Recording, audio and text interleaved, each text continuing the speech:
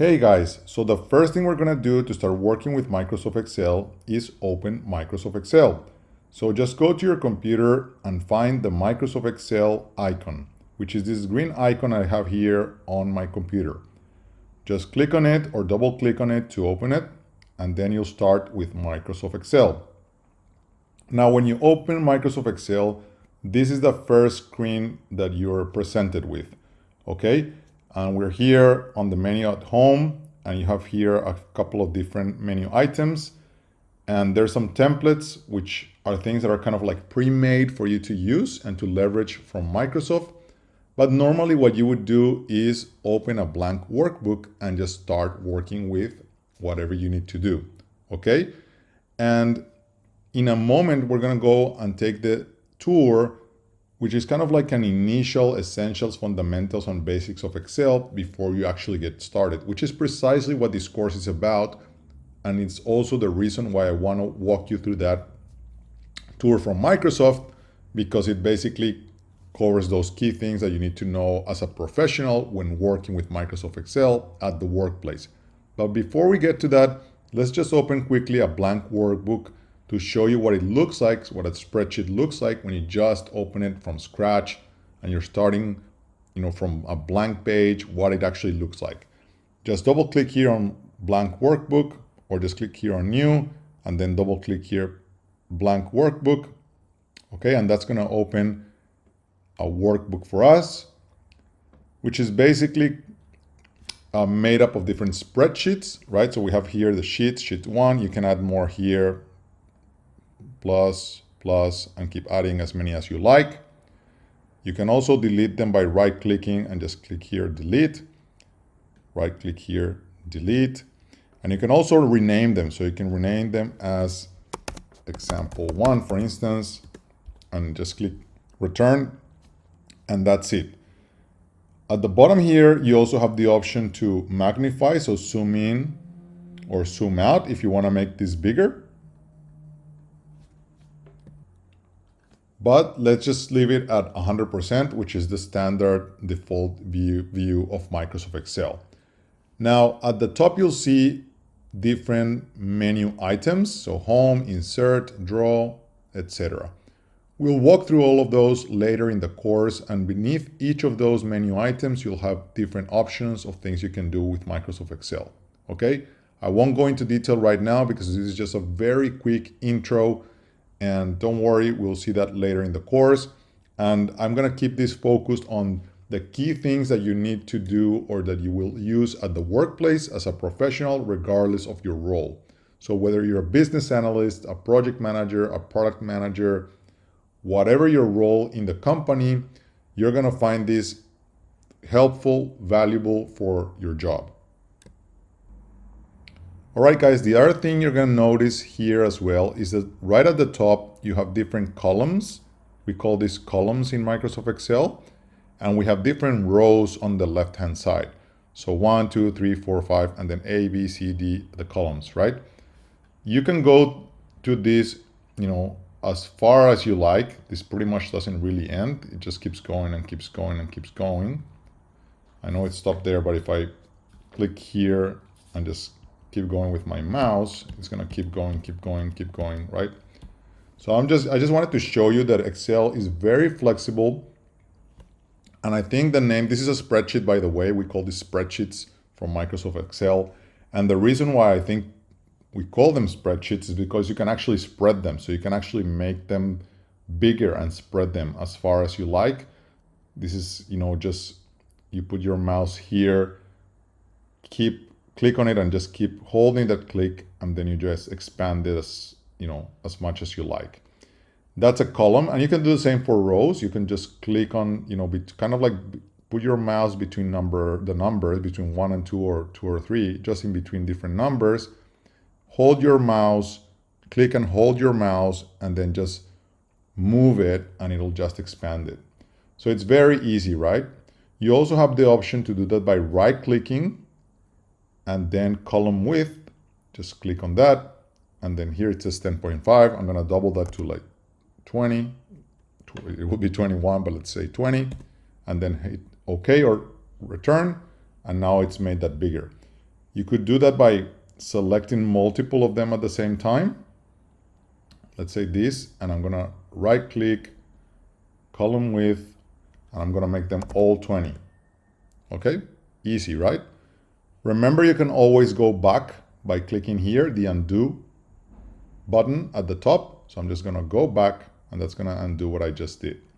All right, and then you also have the option here with this arrow to redo, right? So let's redo that. Just click here, redo, and it'll just put it back where it was. All right, and then on the left-hand side, like I mentioned, you have the rows, right? So for example, this intersection here is B3. See, column B, row 3. So we would call this B3. That's why if you double click on it, you see here the name B3. Do you see it right here on the left hand side? If you double click on any of the cells within the spreadsheet, you'll see that. So for example, this one, D here, this one should be D2, right? So I double click here and D2 comes up. All right. So this is just very, very basic. I just wanted to show you here what a blank workbook looks like in Excel and the spreadsheet, you know, what it looks like.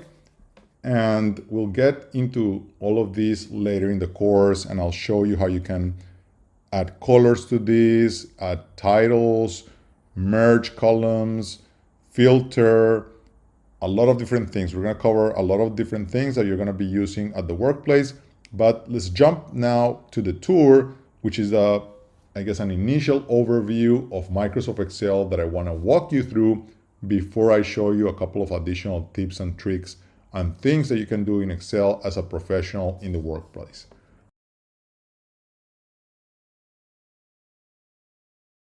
So one last quick thing before we jump to the tour. I wanted to show you how to save in Microsoft Excel, because this is a recommended best practice that you save what you're working on in case you need to return to it later on, or if, for instance, your computer runs out of battery, so you don't lose the work that you were doing. Okay, so right at the top left-hand side of Microsoft Excel, you'll see this save icon. Just click on that and then save wherever you want to save your file. Give it a name. I'm just going to give this example file, the name to this file, and then just click on save, and that's it. You'll notice here it's going to save it as an Excel workbook, which the file format is .xlsx, which is just the file extension of the file type that it's saving it as. Nothing you need to worry about. All you need to know is that it is saving it as an Excel file. All right, so just click on save, and that's it.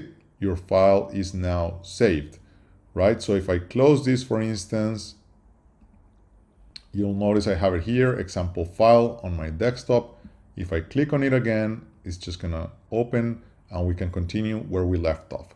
Now, as you're working with Excel, you can manually save by just clicking the save icon from time to time, or you can also just click on Command S, which is kind of like the shortcut on your keyboard, or, you know, you can also just click here the option of autosave. So just instead of off, just click on that and turn it on, and then just click on upload and it'll automatically save it for you as you're working through, so you don't have to be manually clicking save. For the time being, I'm just going to click here cancel. That's just as an example, but yeah, you can definitely turn autosave if you want to let Microsoft Excel automatically save for you from time to time. Now you can also, like I said, manually save by just clicking here on save. Also, if you're going to close, let's say I made a change here, for instance, I made a change. If I close this, Microsoft Excel is going to ask me, do you want to save if I forgot to save it? So you can just click yes, save, and it'll save that last change. So if I open that file again, it'll show you what I just wrote is still there. I made a change, right? Because Microsoft asked me if I wanted to save it before I close the file. So I'm just gonna remove that again, and then I'm gonna manually click here save, and that's been saved. So if I now close the file and open it again, you're not gonna see that text anymore because I saved that before I closed it, right? So like I mentioned, if you make changes and you don't save it, but you try to close the file, Microsoft will ask you, do you want to save before you close? Which is pretty good. It's just a best practice to make sure that you're saving what you're working on. And like I said, Microsoft is very smart, of course, and they're also giving you an option of autosave. So if you flick this to on, here at the top, you'll then have that option to automatically save, so you don't have to be manually going back to click on the save button. It's entirely up to you. You know, it's fine if you do it either way. I definitely recommend that you use the autosave function. It is easier and you won't have to manually be clicking on save. But yeah, like I said, it's entirely up to you. No issues either way. I just wanted to very quickly show you how to save in Microsoft Excel, and we've already covered that. So let's get to the tour.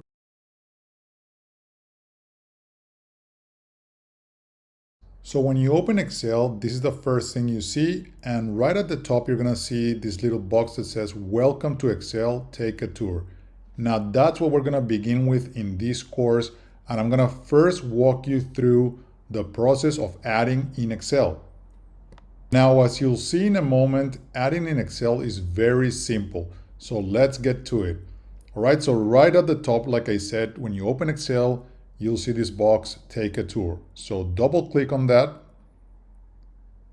and it will now open the take a tour Excel spreadsheet. All right. And right here at the bottom, you're gonna see the different sheets. Each of these kind of like tabs, we call them sheets in Excel. And the plus button will just add a new sheet for you. Now, obviously, because this is a file that was already created, it already has names, labels, data, and so forth. But don't worry about that. Later in the course, we're also going to open a completely blank Excel spreadsheet just so you get a feel for it and so you can, play with it, and we'll play with it and I'll show you different things. We're also going to go over each of these, menu items at the top, what each of these areas below them mean, how to use them, and so forth. But let's keep it simple to start with, and to begin with, we're going to learn how to add in Excel by taking this tour. This is a Microsoft created Excel tour, which I find great because they created Excel, they know it better than anyone, and they created this very simple take a tour beginners Excel exercise so that you can learn from it and start with the basics and the essentials of Excel, which is precisely what this course is about. The other reason why I chose to start this course with this take a tour from Microsoft is because you can also play with it on your own. After watching the course and going through the lectures, you can go to your Excel, open the Welcome to Excel like we saw a moment ago, and then just go through all of these exercises that we're going to be going through in a moment. But let's start with adding. All right, so let's click here on Let's Go, and that's going to take us here to this first adding tab or add tab. All right, let's go. Okay, so here's the pre-prepared data from Excel and from Microsoft that they created for us to go through this exercise. And this will help us learn about the function of adding in Excel. All right, in Excel we call it sum. Okay, so I'm just gonna maximize this a bit so it's easier for you to read. Just bear with me a second. I'm doing this with my mouse, by the way, but you can zoom in and zoom out right here. Do you see this plus button, zoom in? So it'll make it bigger. Zoom out, this minus button will make it smaller. But I just generally use my mouse and I hold in my Mac the control key and the scroll button on my mouse. Obviously that will change or that will vary depending on the type of mouse that you have, and if you're using Windows it might be a bit different. But don't worry, like I said, just you can use these buttons here. And now let's just get to it. All right, so add numbers like a champ. Here are some ways to add numbers in Excel. Number one, select the yellow cell under the amounts for fruit. Okay, so here's that yellow cell. here's fruit, and here's their amounts. So they've given us an example of fruits and amounts. So this is like 50 apples, 20 oranges, 60 bananas, 40 lemons, right? And we're gonna practice now how to add those numbers. All right, so step number two here, type sum equals sum D4, D7.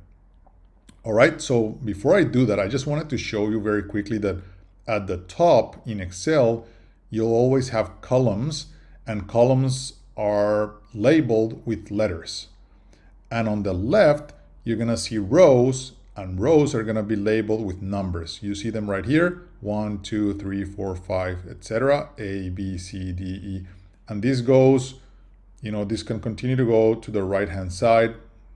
It is a very long, I don't know where it actually ends. This is so long that it just keeps going. Same goes for the button, it just keeps going, which is one of the really cool things about Excel as well, by the way, which is that it's kind of unlimited. You can pretty much create as many columns as you want and as you like, and as many rows as you want and as you like and as you need.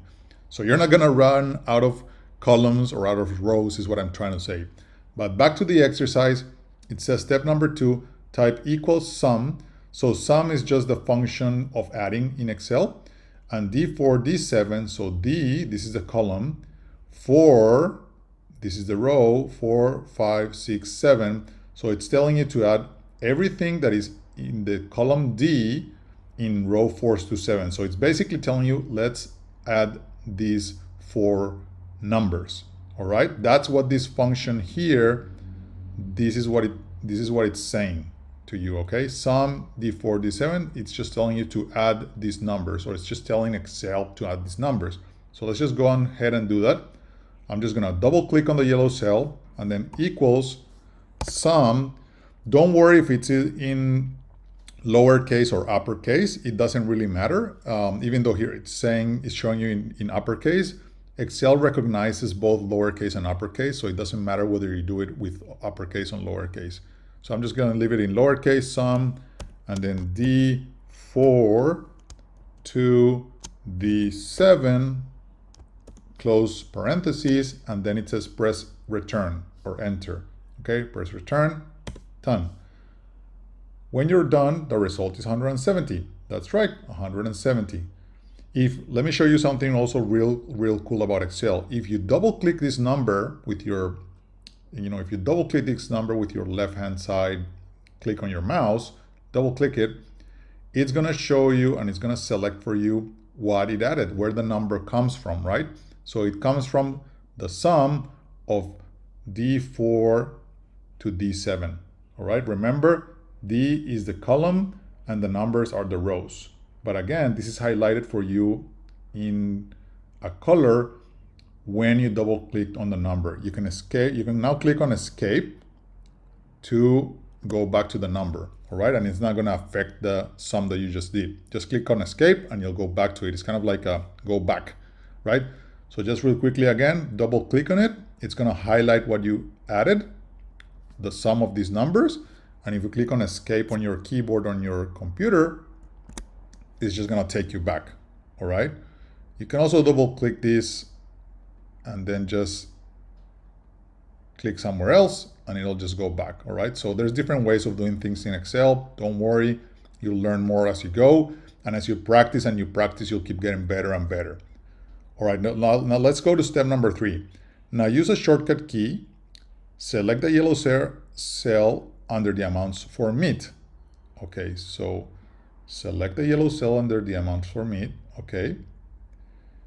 And then on the formulas, now step number 4, on the formulas tab, so the tabs are these at the top, it says under formulas, click on AutoSum. So AutoSum is basically telling you to automatically add this for you. So just click on that and then enter or return, sorry, and then voila, 140. The result is 140, right? So like I said, 2 different ways of doing exactly the same thing, right? Here we just clicked on it and let's just do it again. I'm gonna delete it. I just clicked on it, clicked on the formulas tab, and then just click on AutoSum, and then enter, and it added it for me, right?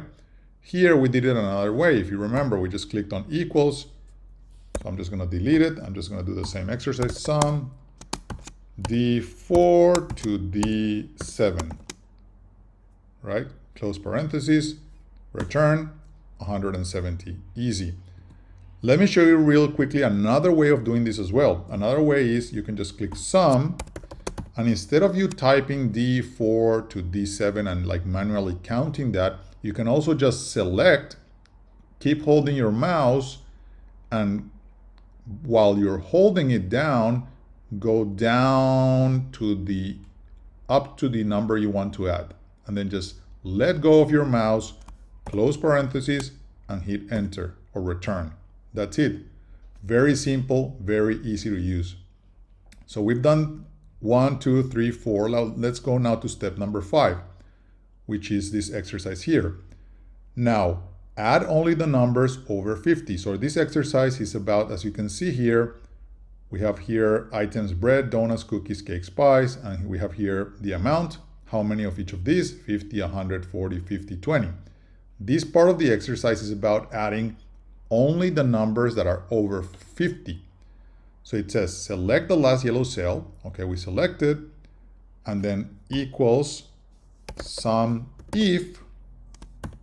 So add the numbers if, and it says here D11 to D15, right? So it's saying these numbers here, and then comma, open these higher than 50, if the number is higher than 50, the quote number higher than 50, and then close parentheses, right? So these are basically what we call in Excel formulas. There's a ton of these formulas. I'll show you later how you can, find them, and Excel kind of automatically explains them to you. It tells you how to use them. I'll show that to you later on. But for now, just keep it simple and let's just follow this beginner's introductory exercise from Microsoft on how to start using Excel, which is getting you familiarized with some very basic formulas and some very basic functionality of Excel, right? So we already learned how to sum numbers, how to add numbers at the top. Now we're learning here how to add numbers higher than a number, right? So add sum if D11 to D15, right? These numbers here in this column that are higher than 50, right? So we have here quote, higher, the number, the symbol for bigger or higher than 50, close parentheses, and then we just click on return on our keyboard, and then voila, 100, right? Now, if you look at these numbers, it's very easy to confirm this, right? Because how many of these numbers are, how many of these numbers are over 50? So we only have 1, 2, 3, these 3 numbers.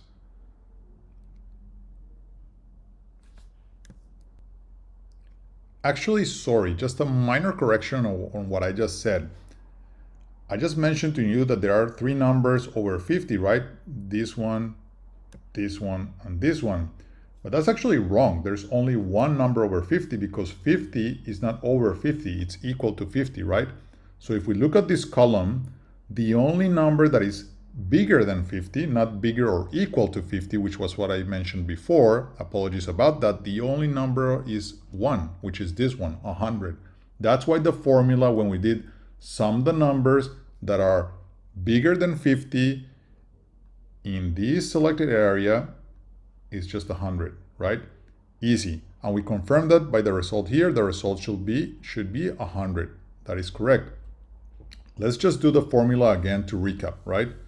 So equals sum if, and again, I don't have to manually type these numbers like it's showing me here. Sorry, this is giving me an error because I'm in the middle of doing a formula, and I just wanted to highlight this for you. But again, you don't have to manually type D11 and D15, right? You can actually select this here, keep your finger on your mouse, you just hold the, hold the click, hold the click move it down until whatever you want to select, the area that you want to select. In this case, we want to select the entire from bread to pies, which is D11 to D15. Remember, rows are on the left, columns on the top.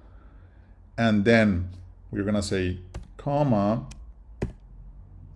quote, bigger than 50. So add for me the numbers sum if they are bigger than 50. And that's going to be 100 because there's only one, right? And here we have a little bit of another exercise which says extra credit. Try adding another sum if formula here, but add amounts that are less than 100. The result should be 160.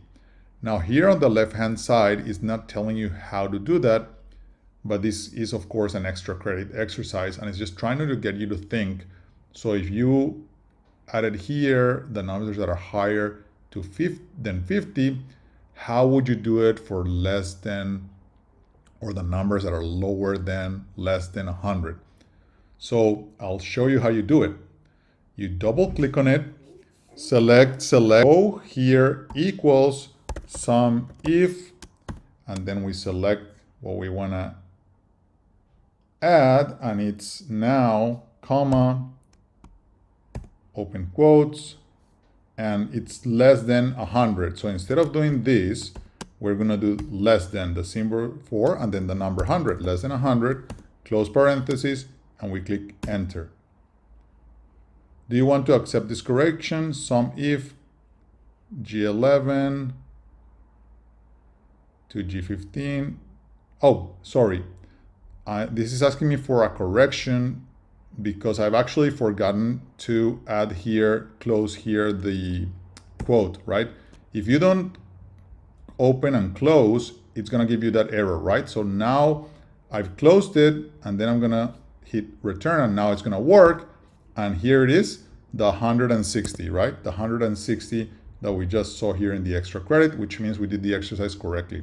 All right, guys, that's what I wanted to show you to start with in terms of adding. We're going to go through the rest of these tabs later on in the course, and I'm also going to show you another tips and tricks on how to use Excel.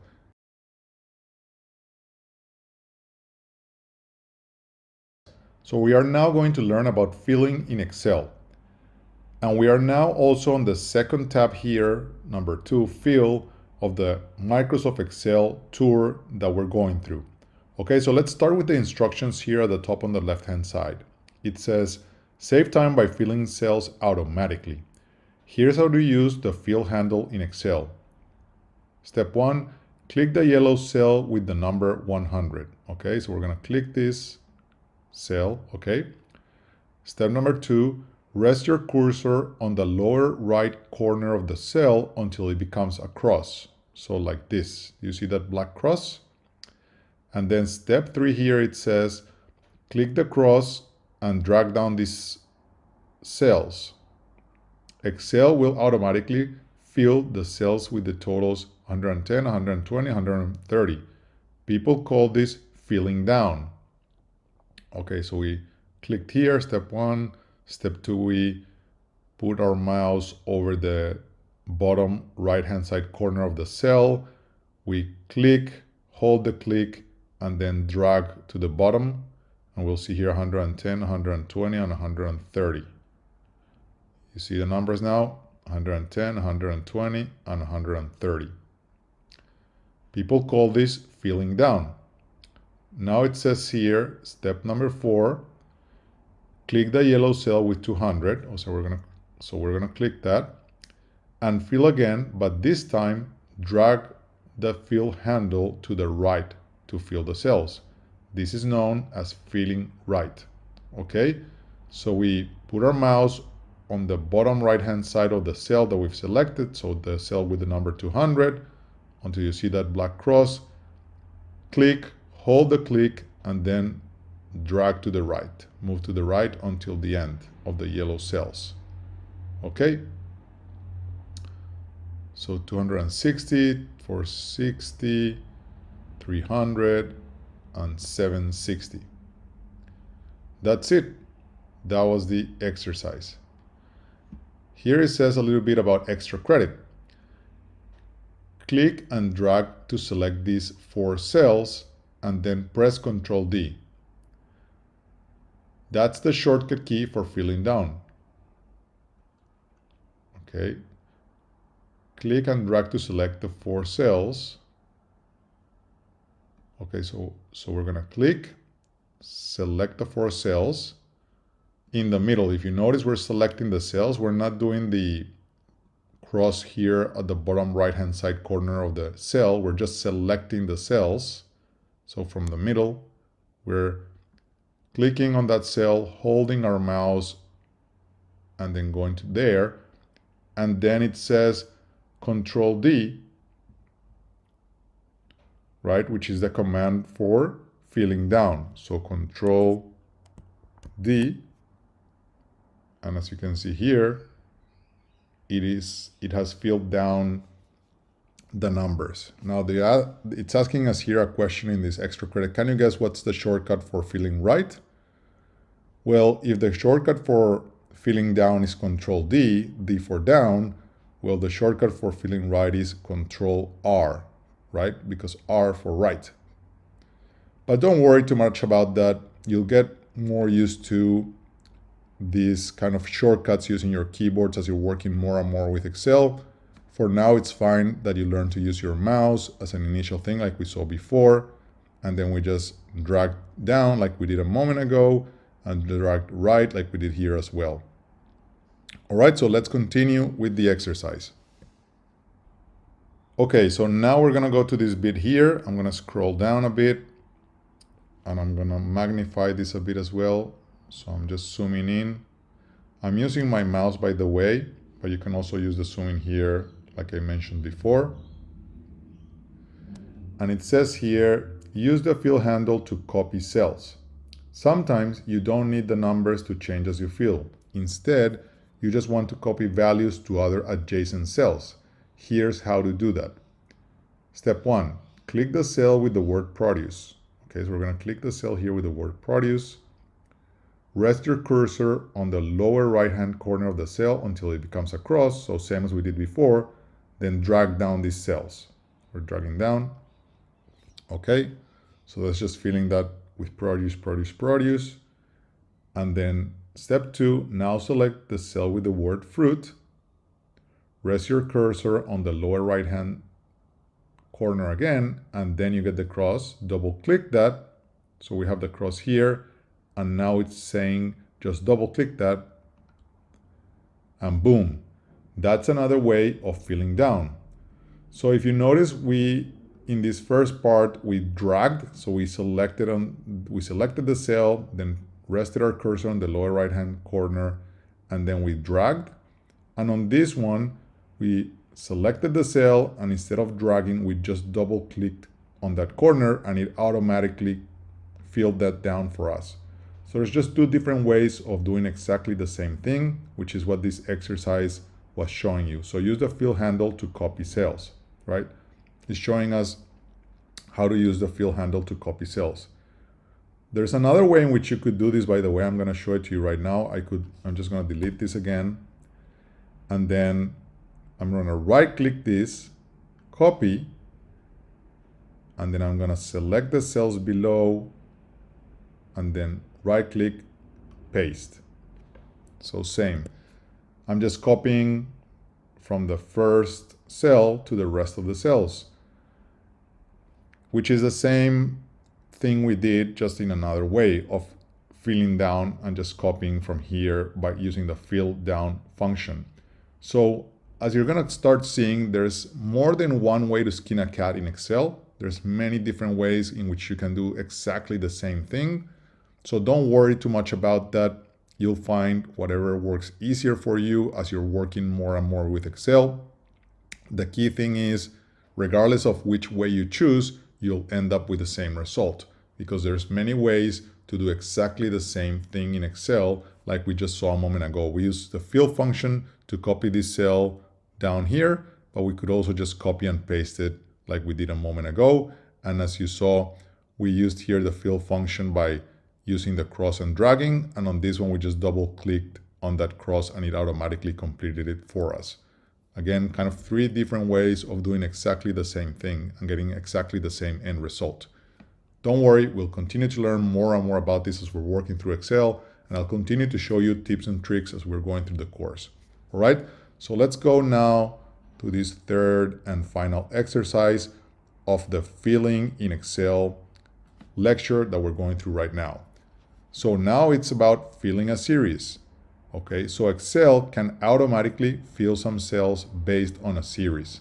For example, you can type January in one cell and then fill the other cells with February, March, etc. Okay, so what this is saying basically is that Excel is smart enough to understand series and complete them for you. So if you type January like we saw here before, if we type here January, sorry, I'm just going to click cancel. If you type here January, Excel can understand that if you're using the fill to the right, it can complete the rest of the months for you automatically without you having to type them, because it understands that if you're filling to the right, you want to complete the subsequent month after January. So February, and then from February, March, and so forth. This is what this exercise is showing us how to do.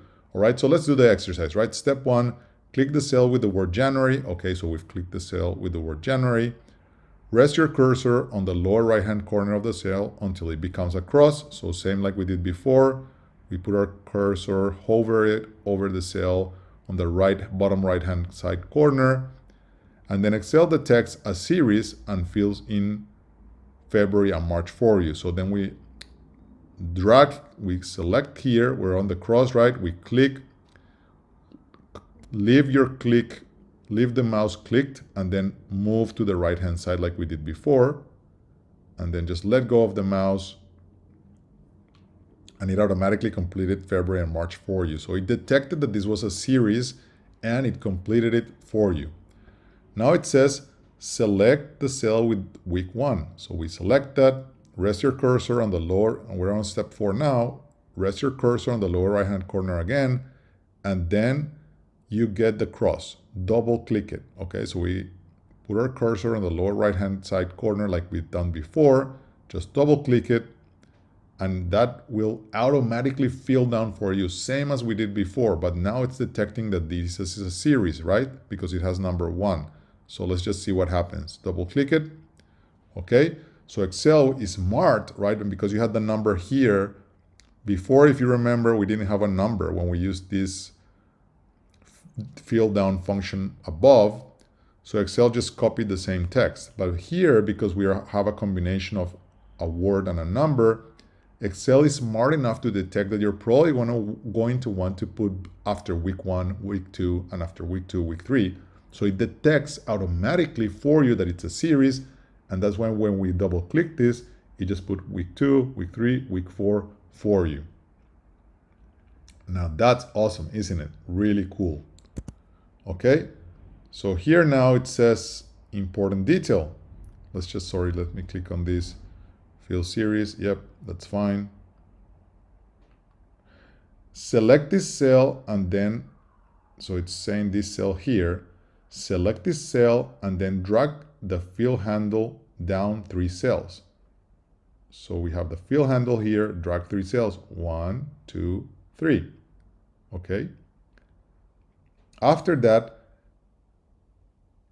click blue button with the cross that appears. So let's just click this blue button with the cross that appears. This is the autofill options button, and it lets you change the fill immediately after. Choose another option like copy cells or fill formatting only. Let's do just copy cells. So it's just copied from the first one to the rest of them. Okay. You never know when these might come in handy someday. Okay, so it's just showing us that there's another option here, like a button to use the autofill options depending on what you need to do, right? So copy cells is just copying the exact number. Fill series, you'll just count, automatically detect that it's a series for you and then automatically fill it for you. Okay. And then here there's a little bit that says experiment interval. So this is going from 15, 30. So this is adding 15, 30. So the next number obviously would be 45, and then 60, and so forth. So the way we can do this is select these two cells. Okay, so we select these two cells. So now Excel knows it's an interval, right? Because we have these two selected, and it's smart enough to understand that you are doubling, right? Or you're adding 15, 30, and then it's gonna go 45, right? So it's going from 15, right? Adding 15. So if I select here the bottom right hand side corner, the filling function like we did before, and then just drag to the right, it just kept adding 15. 15, 30, 45, 60, 75, 90, all right? Again, if we had here, it says here, try changing 50 and 30 to other values like 1 and 1.8, or Monday and Wednesday, right? Let's say just here, for instance, we change this to Monday, and then we change this to Wednesday, and we selected these two, and then we fill to the right, so we hover our mouse over these selected two cells on the bottom right hand side corner, and then hold your mouse as you're clicking, drag to the right, and then just let go. You can see here it went from Monday, Wednesday, Friday, Sunday, Tuesday, right? So it's an interval, right? We are leaving one day between the next day, right? So Monday, not Tuesday, then it goes Wednesday, and then we're leaving Thursday out and we go Friday. So this is exactly what the fill function can help you to do as you're working with Excel. It is very useful, like you saw before, when you're using series like here, or when you already just want to fill down numbers here like we saw at the top. All right, guys, I hope you found this lecture helpful. Like we covered at the beginning of the lecture, we are talking about how to use the filling function in Excel so that you can fill cells automatically using the smart functionality that Microsoft Excel offers. And we saw different ways of doing that: filling down, filling right, numbers, text, combinations, series, and also intervals.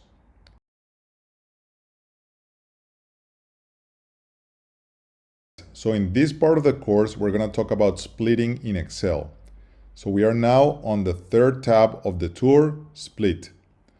Okay, and this can come in handy for you when you're working with data that has been provided to you in a disorganized way, or in a way that is all jammed into a single column, such as in this example. For instance, here we have a data set with name, last name, and company name, but it's all jammed together in a single column, only separated by a comma. Now that makes it hard to work with, to understand, and it doesn't look clean. It's hard to visualize and it's hard to work with. So now we're gonna learn how to split this data set so it's easier to visualize and work with in Excel, all right? So let's just go through the instructions here on the top left-hand side corner. Data stuffed into one column, split it. If you want to split data, try text to columns. It lets you split a column based on a delimiter in the column. In this case, the commas are the delimiter. Step 1, click and drag to select the cells from Nancy all the way to Yvonne. So we have here Nancy, Yvonne at the bottom. So we're gonna select this, so just click on it, hold your mouse and drag and just select the rest of the column. So drag to the bottom so you select them. So all of this data set is now selected. Step 2, on the data tab. So the data tab is here at the top here. Just select on the data tab, click text to columns. So here there's a function here that is called text to columns. It's this icon here that I'm showing you right now. Just click on it and make sure that delimited is selected and then click next. So we're going to click here, delimited is selected, click next, and then under delimiters, make sure that comma is the only checkbox selected and then click next. So we have comma, yeah, it's the only one selected. If any of these other ones are selected, unselect them and just leave comma and then click next. Okay, so we're going to click next and then click general. So general is already there. And finally, click inside the destination box D7. So dollar symbol D7, then click finish and OK. Okay, so it has here destination C7. We're gonna change this to D7. Remember that it doesn't matter in Excel whether you use capital or lowercase when you're referring to cells. Excel is smart enough to understand that you're referring to exactly the same cell, whether you use upper or lowercase. So I'm gonna use here lowercase, even though here you see it in uppercase. And then just click finish. It's giving me an alert. There's already data there. So let's see what data is there. This is D7. I don't see anything there, but it's for some reason it's giving us this alert. So do you want to replace it? Yeah, just click OK. And voila. It separated this data for you. It split the data that we had here in the data column into first name, last name, and company name.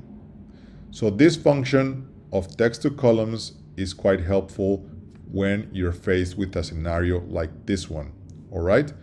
Now, if you go below, there's a little bit of an explanation of how you can do the same thing or a similar thing using formulas.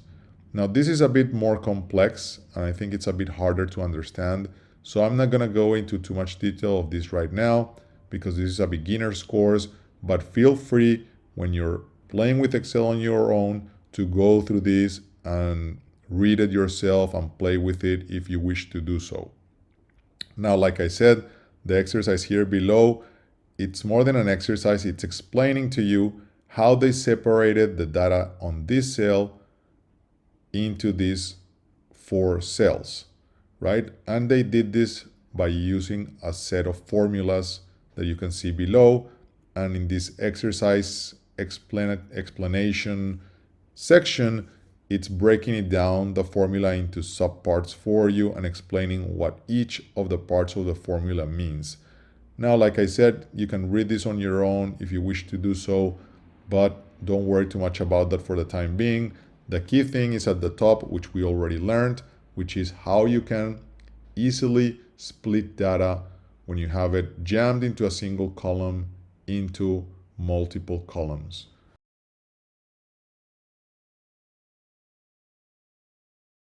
So in this part of the course, we're going to learn about transposing in Excel.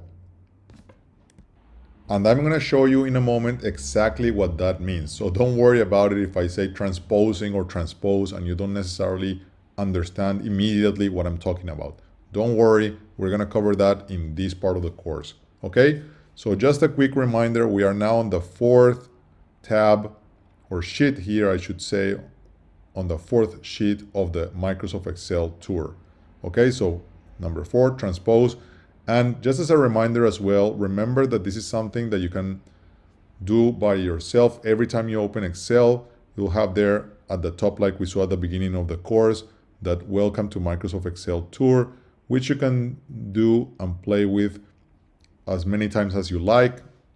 And that's precisely why I chose this as an initial part of the course, to show you how Excel works, because it's something that you can do on your own as well. After you watch these lectures and after you've gone through the course, you can then open it, go through the tour yourself, follow the instructions, and just do exactly what we're doing right now on screen, but doing it yourself on your own time, and it will just help you to keep practicing. And of course, as I'm going through this stuff, I'm also showing you a couple of tips and tricks that are not necessarily covered here, and we will see other things later in the course as well that go beyond what you're seeing in the tour.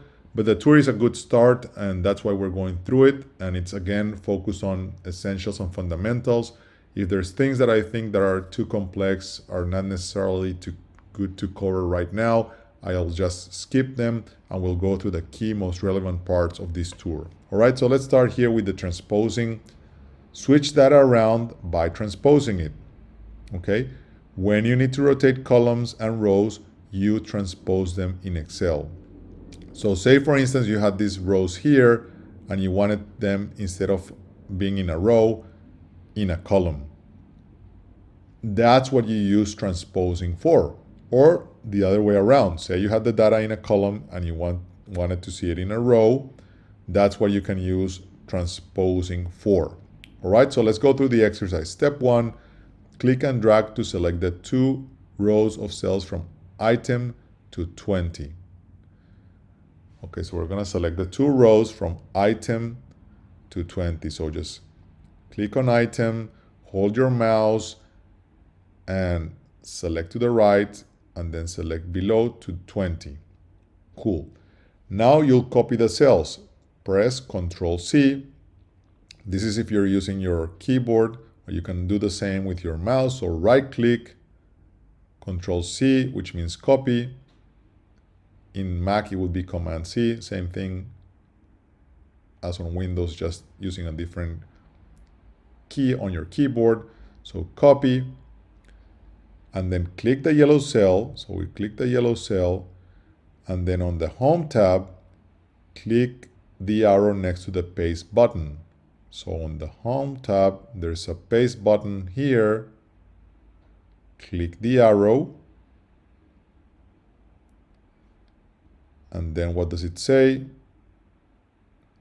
Click Paste Special. And then at the bottom, click the checkbox for transpose. Click OK. So we click the arrow. Remember, we're on the Home tab. Paste. Don't click there. Just click on the arrow. And then we click on transpose. And that's it. The data has now been transposed. You can see now that what we had in a row, item, bread, donuts, cookies, cake, spice, is now in a column. Item, bread, donuts, cookies, cake, spice, and the data that we had here, the amount, instead of being in a row, is now in a column. Now I know this sounds or seems like something that is very simple, but a lot of people don't know how to use transpose in Excel, and it's actually very simple, very easy to use like you saw a moment ago, and very helpful. There might be a ton of reasons why you might have data provided to you in a row, and then you might want to change it to a column, or vice versa. Or you might be working with Excel and you create the rows, and then you realize, actually this might look better in a column. And actually I want to put something else in the row. So you can use the functionality here of transpose, so you save time and don't have to retype and redo everything that you did at the beginning. You can just transpose it. Okay, so that's one of the reasons why you'll find this helpful as you're working with Excel.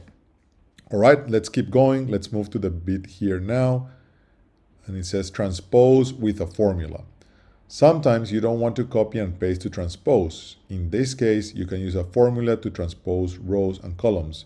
Here's how to do that. Okay, so there's a form. What this is saying to you is, you remember how I said before, there's more than one way to skin a cat in Excel?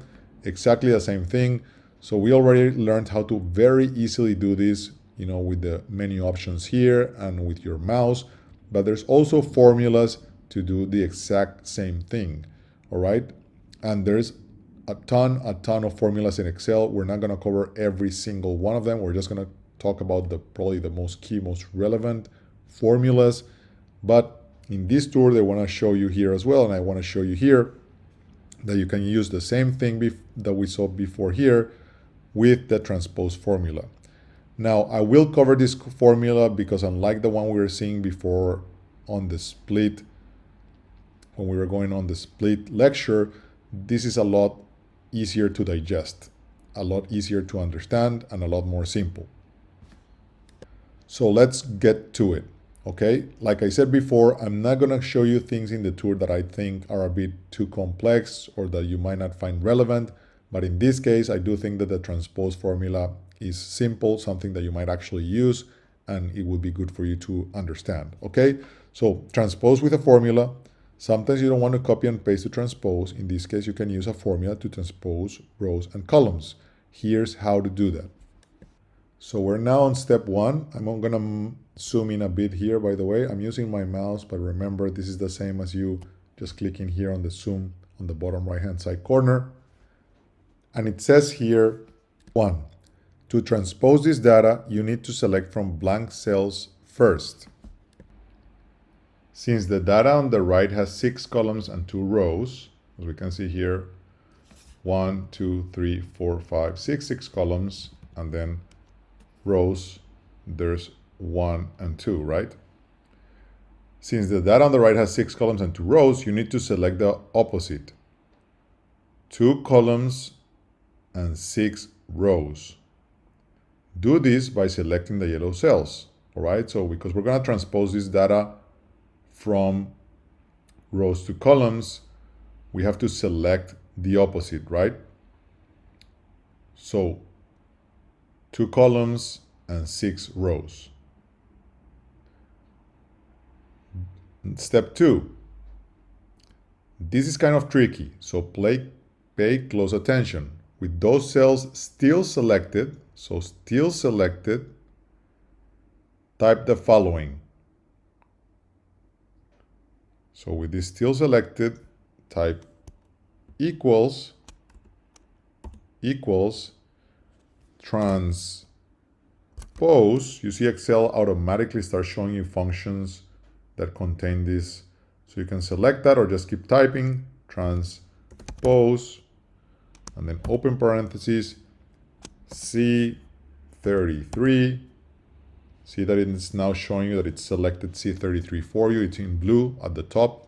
Look at item and then to H34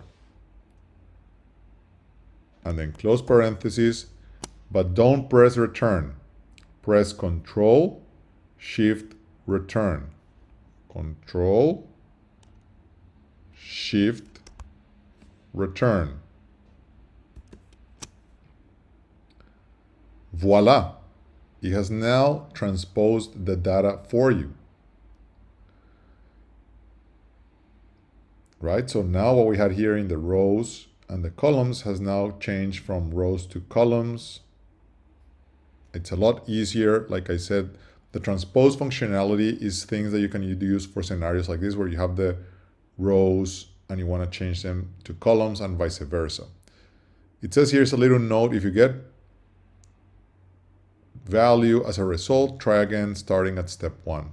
Okay, so this didn't happen for us, so we can ignore this comment here. And then, the hashtag value.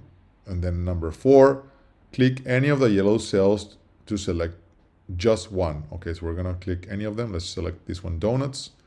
Look at the formula at the top of Excel. So we've selected this cell, right? And there's a formula here at the top. This FX stands for formula. So it says equal transpose C33 to H34. You'll see that the formula looks like this. Yep, that's right. It looks like this. I'm sorry, I'm going to click escape. And just click another yellow cell. Look at the formula again. Right? The formula is the same. Why? Because this is an array formula. So this is called an array formula. Right? It's just showing you what the name of this is in Excel. Again, I don't think you need to worry too much about it. Just for you to understand that this type of formula has a name. But the key thing, like we covered before, is there's more than one way to skin a cat in Excel. We've already easily transposed the data above at the top using our mouse and functionality here available on the menu, which is generally what I would normally do. I rarely to never would memorize formulas like we saw below, unless it's a formula that I use a lot. And transposing is probably not a formula that I would use a lot. Every now and then I'll use it. So for me, as a user, I'm a non-technical user. I'm not a developer. I'm not a coder. For me, it's easier generally just to use my mouse and the menu functionality at the top. But every now and then I might actually use formulas where I don't find them too hard to or too complex or too hard to remember. But also Excel gives you the function and the option to walk you through the formulas, and we'll see that later in the course. So For now, the key thing about this lecture is we've learned about transposing in Excel and how you can do it by using your mouse and menu items, and how you can do the same thing by using the transpose formula.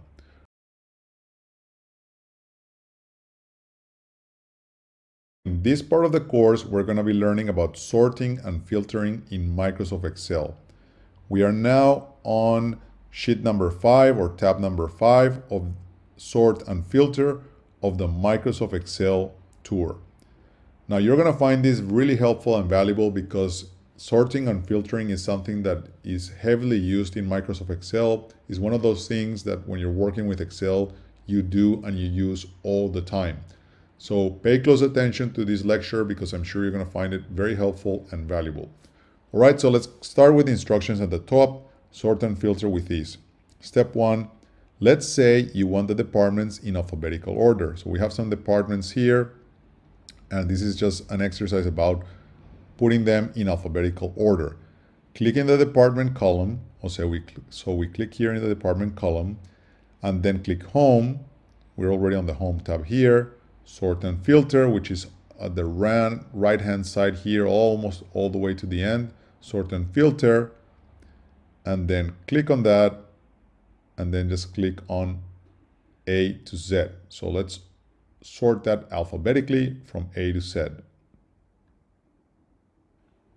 So you can see now we have the departments that start with letter B first, then D, then M, and then P. So it's following the alphabetical order from A to Z, and it's now being sorted for us, and the data has been sorted for us alphabetically based on the department alphabetically, right? But when we did that, it automatically moved the other columns for us, which is one of the great things and the magical things about Microsoft Excel. It is smart enough to understand that there's a correlation between the data in the different columns, and that when you sorted alphabetically here by department, it also needed to move the other columns that were with each of these departments when it did that. So that's all been done and dusted. Easy, really good, really helpful, really valuable. Let's go now to step number 2. Now, sort December's amount from largest to smallest. Okay, so we go to December and we're going to sort this from largest to smallest. So click any cell in the December column. Okay, so let's just click any cell here in the December column. Let's just click the second one here, the 20 pounds, and then click Home. Okay, so just to recap, just click Home, Sort and Filter, and then from largest to smallest. And just click on that. And voila, it's now sorted the data for you based on the largest amount to the smallest amount from column C. Like you're seeing now, it's also automatically moved all of the other columns for you. So this is no longer in alphabetical order like we had before. And that's because the second thing that we did was sort this data using the December column from the largest to the smallest amounts. Again, there's many reasons why you might have wanted to do that. You might have wanted to analyze the spend or the amount here, and then correlated that to the other columns from largest to smallest, or like we saw before, you might have wanted to sort the data here based on the department alphabetically. So two different needs, right? Two different columns. The point is you can sort data alphabetically, but you can also sort it based on the amount like we saw a moment ago, right? From the largest amount to the smallest amount on step 2. Now let's keep going. Step 3. Now you'll filter the data so that only the bakery rows appear. So we let's say we had all this data here, but now we just want to see the ones that have the department bakery in it. So how do we do that, right? So now we're going to filter. So the step 1 and step 2 that we saw a moment ago, we're sorting, right, the data, and now we're going to filter the data. This is step number 3. So now you'll filter the data so that only the bakery rows appear. Click home, okay, so home, and then sort and filter, which is here under the home tab on the right hand side. Sort and filter, click on that, and then filter. Click on that, right?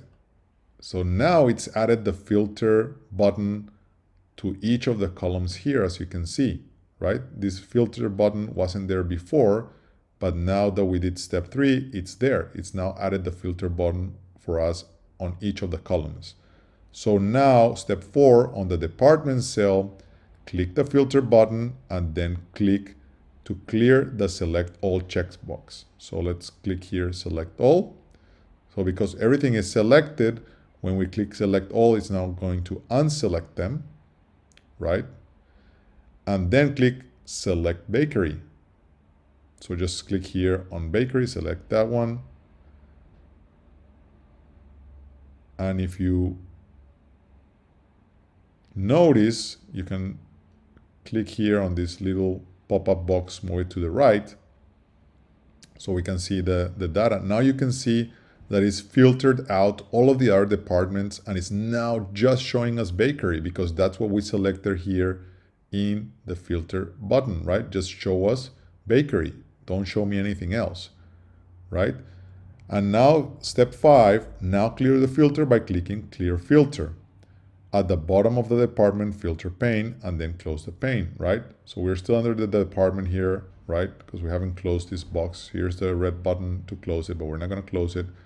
We just want to clear the filter. So just click here, click filter, and now close it, and the data is back to where it was before, right? So very easy. As you can see, you can filter here by the bakery. And then if you remove the filter, you can see everything else again. All right, guys, easy, good. Now extra credit, let's read this bit here. When you're done with step 5, try sorting alphabetically by 2 columns. Here's how. First, sort department alphabetically, that's step 1 on the left, then click home, sort and filter, custom sort, add a second level for category. After you click OK, department will be sorted. And within each department, category rows will be sorted in alphabetical order as well. All right. So the way to do that is if we just first sort the department alphabetically. Okay, so let's just click here on department like we saw before. And then if we click here on sort and filter, custom sort, and then we're gonna say sort the column here. First sort department, right? A to Z alphabetically, and then we're gonna add another second level sort, and then by category, also the values sort them alphabetically, right? So we're saying first sort by department alphabetically and then sort by category alphabetically. And then if we click OK, all right, so as you can see here, first is filtering by department is alphabetically, and then within each of those departments, it's sorting them alphabetically by category as well, right? As you can see here, breads, dessert, salad, etc. All right, guys, that was this first bit here. Let's keep going. Now, the second part of the exercise says sort by date or by color even. There are many ways to sort in Excel. Here are just 2 more ways to sort, but this time you'll use the right-click menu. Okay, so step 1, you want the dates in order. Okay, so we have dates here, but they're not organized and we want to see them in order. So press the Control key and then click a date and then click sort. Okay, so we press the Control key and then we click a date and then we click here sort, oldest to newest. The rows get sorted in ascending date order by the expense date. Okay, oldest to newest. So from September 23rd to September 29th. That's what it did there. Someone filled 3 cells with yellow. You can sort the rows by that color as well. So control click a yellow cell. Okay, so we control click a yellow cell, and then click sort.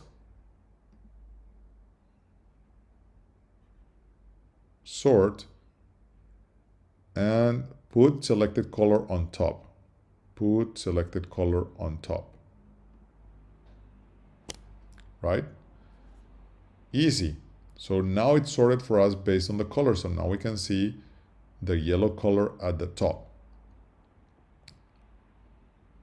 Again, this is just like we saw before. You can also sort by color.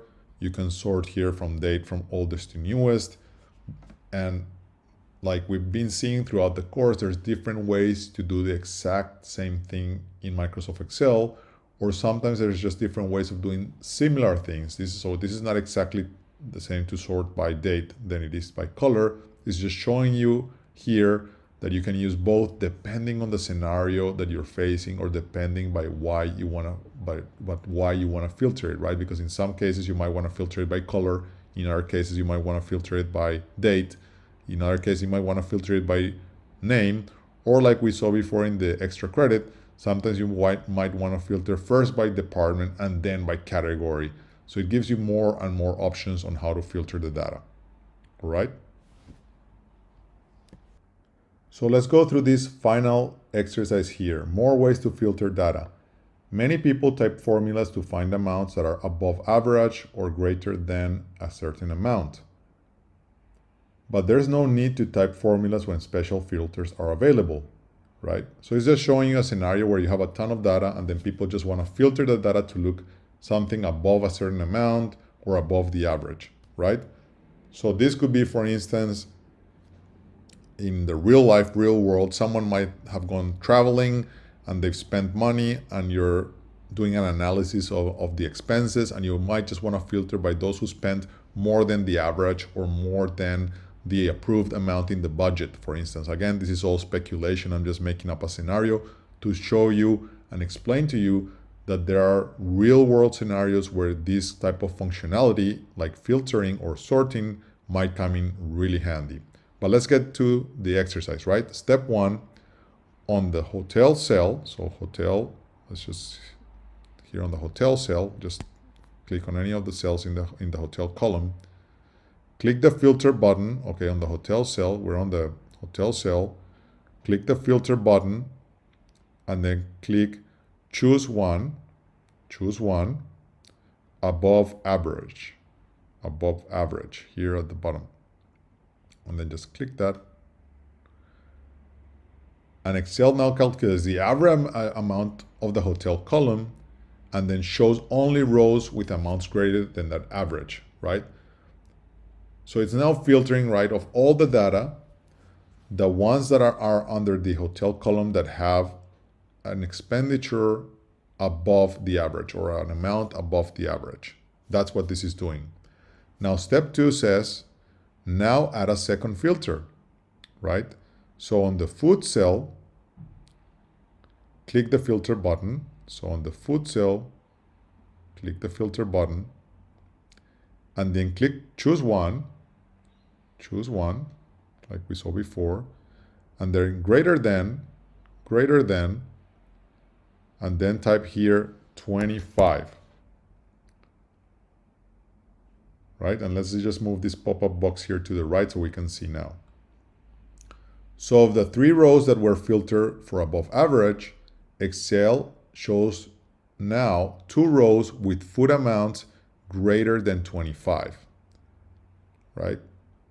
So it's not showing us by 2 filters, right? So this is applying first a filter that have the hotel over the average, but also that the food is over 25. This is what the filtering is doing, right? So it's showing us the amounts where the hotel amount is above the average, and also that the food was over 25, right?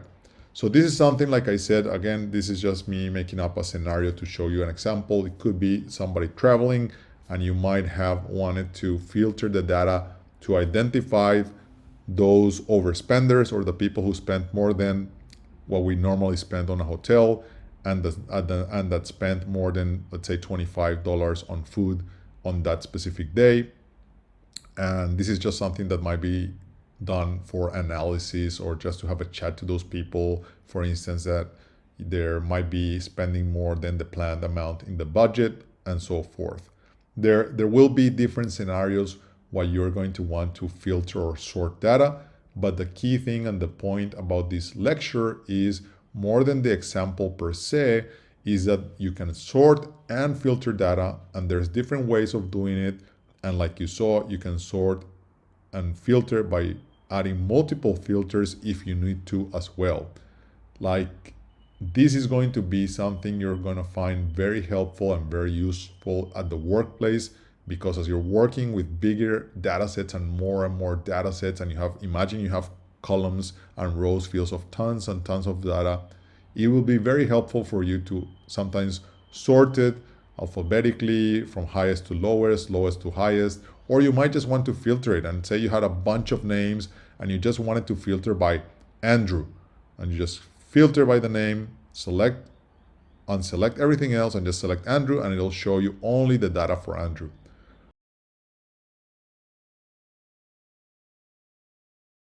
So we're now going to talk about tables in Microsoft Excel, and you'll notice we're in sheet or tab number 6, tables. So let's have a look at the instructions on the left-hand side corner at the top. Tables make things a lot easier. A table gives you special features and conveniences. Here's how to create one. Number 1, click inside the data to the right and then click Insert Table OK. So click inside the data to the right. Let's just click on any of them here. And then click Insert.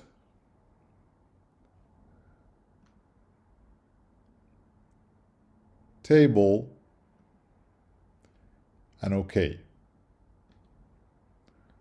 All right, so you noticed that the table was now created for you. Step 2. Now you have a table, which is a collection of cells that has special features. For starters, a table gives you banded rows for easier reading. Step 3. You can also create new rows easily.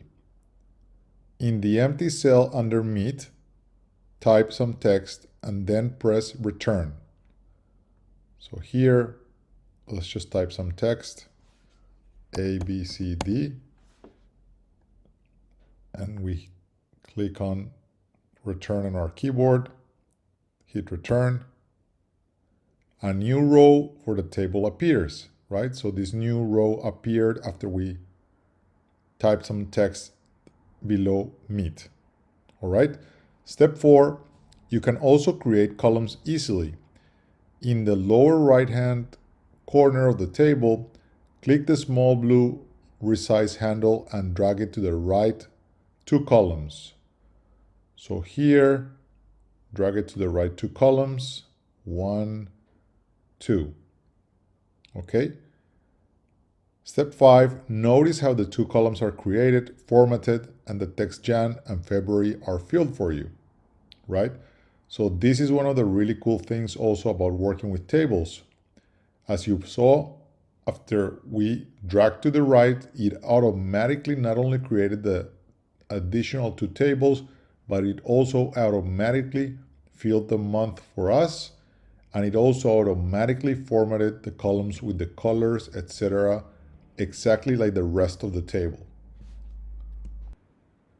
Now, another quick tip I wanted to show you that is not covered in these instructions here is that if you click on the table and then simply click on the Table tab, you'll notice a couple of options come up about the table, But also one really little cool thing that I wanted to show you, which is that you notice how this table automatically got created for you with blue. You can actually easily change that color with the options shown here. So I could change it to orange or yellow or gray or black or green. And there's a lot more options here as well. If you scroll to the right, you'll see a couple of other options, like for instance, this other one, which is one of my favorite ones. So it looks a lot nicer, right? So it's a bit of a visual cool thing that Excel automatically does for you, which is changing the way the table looks, the look and feel of the table.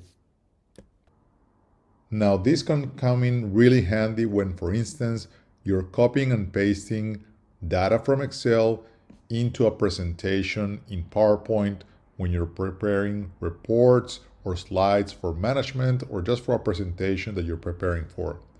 So things like this will give you a great look and feel to your tables and will allow you to present a visually appealing table in the different slide decks or Word documents or PDFs that you're preparing whenever you're preparing those at the workplace.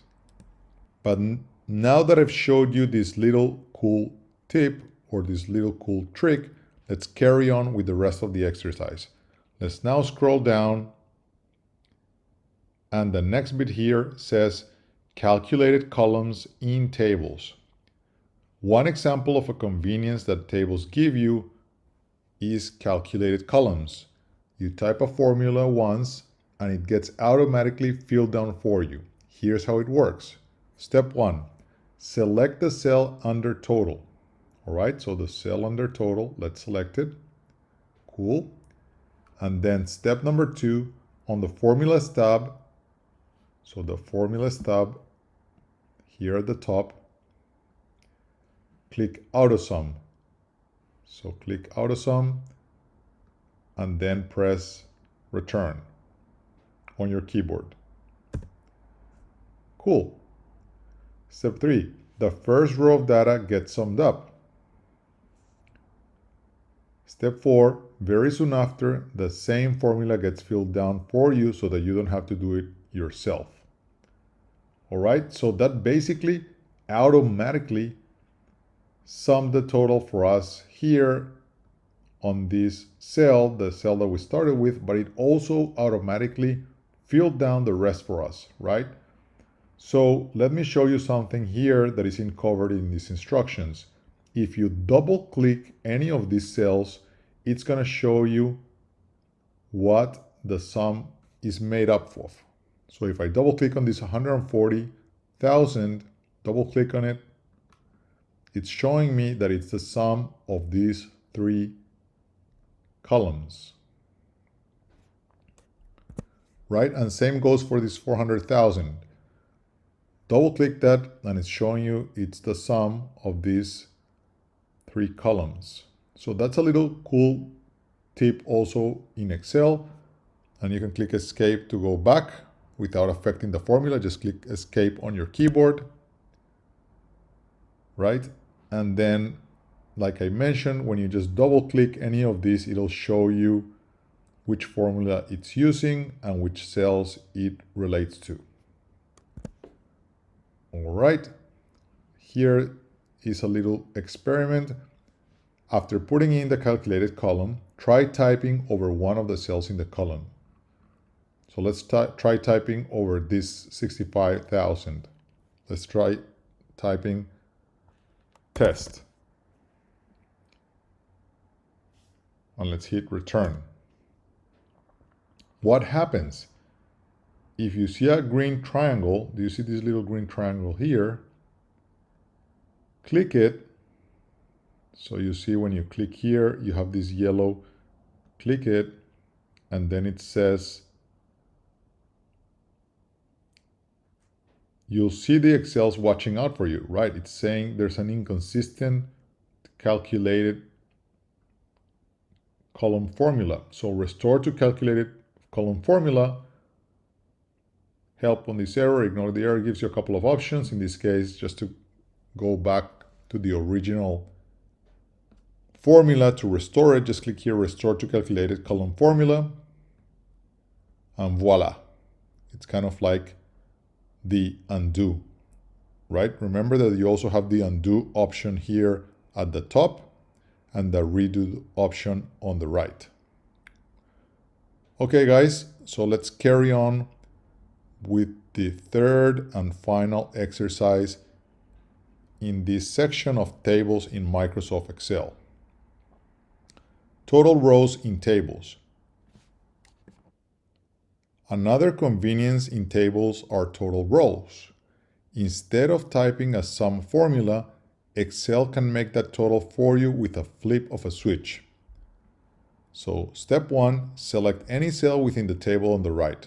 So any cell there, let's select this one. Step 2, at the top of the Excel window, the table tab will appear. Okay, so the table tab appeared here.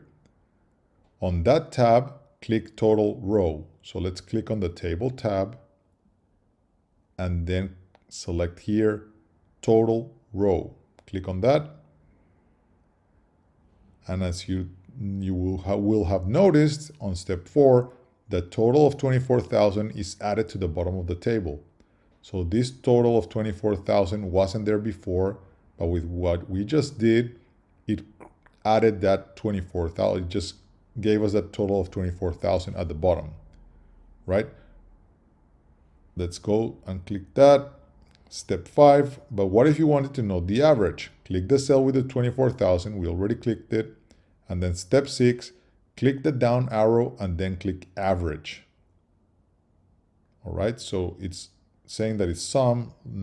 Let's click now on average, and it's 3,000.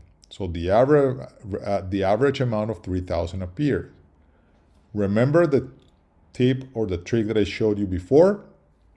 If you double click this cell, let's double click it, it's going to show us the formula that it's using, and it's also showing us what data it relates to, okay?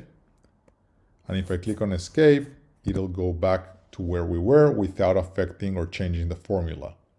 Now we can go back to what we had before by using the undo button, or we can also select this arrow again and just do the sum instead of the average, right? So let's click here, sum, and then double click that, and it's showing you the formula and the data that it relates to, okay? So remember, you can click also escape to go back without affecting the formula.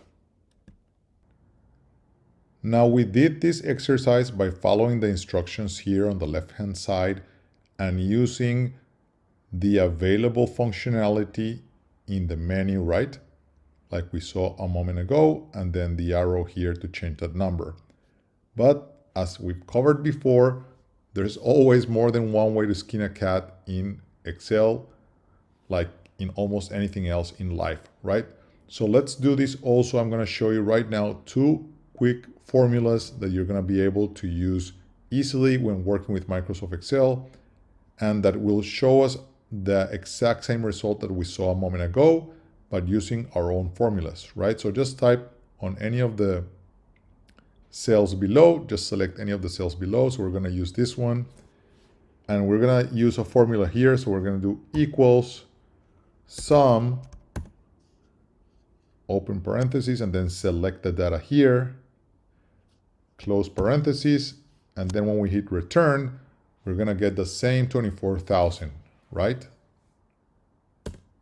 Okay, here it is, 24,000, 24,000, right? Because this used the table functionality here and the total rows in that table using the menu options and the instructions provided here to come to the 24,000, but we just did the same with a very simple formula, which is the sum formula. Now the average, guess what the average formula is? You just type equals average, and then open parentheses, select the data set, close parentheses, return, and then that's the 3000, right? Which is exactly the same that we saw here above when we selected this arrow and then average. 3000, 3000, right? So again, we're coming to the same result because we're using exactly the same data set. We're just doing it in two different ways. One was by following these instructions here, which are fine.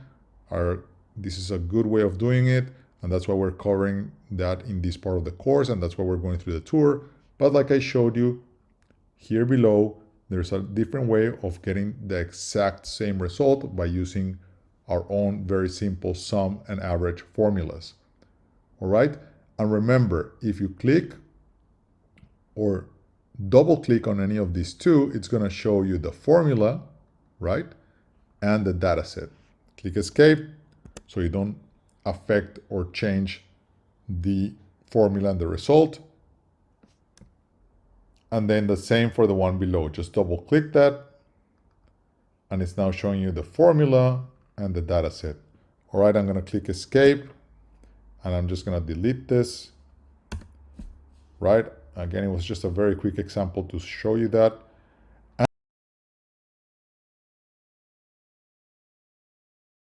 So now we're going to talk about slicers in Microsoft Excel.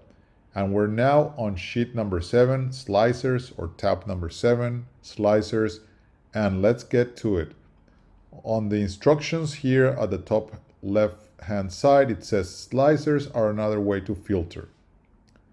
The panel of blue buttons to the right of the table is a slicer, right? So a slicer is basically this, and it's just another way of filtering data. Okay, so step 1, notice that the data on the right contains different sales amounts for different departments and categories, right? Different sales amounts for different departments and different categories. Okay, step 2, in the panel of buttons on the right, click the bakery button. So let's click the bakery button.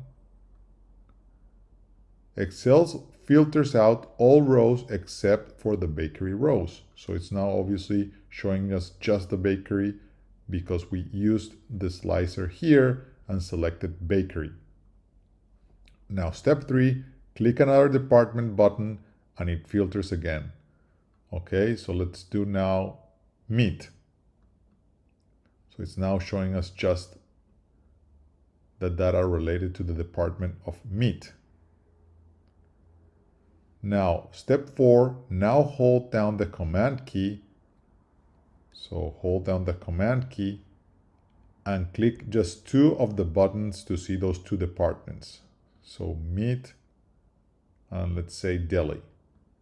Okay, so we now have selected 2 of them, meat and deli. And now that it's showing us the data related to specifically these 2 departments. Okay, and step 5, click the clear filter button at the top right hand corner of the buttons. It's the one with the X. Okay, so if we click here, it's going to clear the filters and it's going to show us the data again, all of it. All right, so let's click clear filter and voila, it's showing us all of the data again. All right, and here's a little tip. Slicers can also be used on pivot tables. You'll learn about pivot tables on sheet number 10. So we'll talk about pivot tables a little bit later in the course. So let's just carry on with the exercise of inserting a slicer. Insert a slicer. Slicers can be used when you first create a table. We did that already on the data to the right. So now step 1, click anywhere in the table on the right. Let's click anywhere. Let's click here on condiments. And then step 2, on the insert tab, click slicer. Okay, so insert tab, the second one here at the left hand side at the top, insert tab, and then click on slicer, which is here, this button here towards the right hand side, but more a little bit in the middle. Okay, so click on slicer and then select step number 3, select the checkbox for department. Okay, so department, and then click OK. Alrighty, so it created the slicer for department as you can see here. And step 4, move the slicer buttons closer to the data if necessary and start slicing. Okay, yeah, so we move that here wherever you want to put it. Doesn't really make a difference. It's just for you to make it more visually appealing or just to make it easier for you to play with. And then you can just start slicing, right? Like we did before, you can just click any of these and it's just going to filter the data for you, right? Or if you hold the command key and click on 2 of these, you'll be able to filter by all of them. You can also click here to clear the filter. And then also, if you don't remember to use the command key, you can also just use this here on the top. If you click here on multi-select, it's going to allow you to select several of them at the same time, right? Just click, click, click. It's now showing all of them. If I selected, let's say, bakery, I can clear that. All right. So that's it. That's basically what slicers are. They're very easy to use. They're very handy, very helpful. And like you saw before, they just basically allow you to filter out data. They're just another way of filtering data.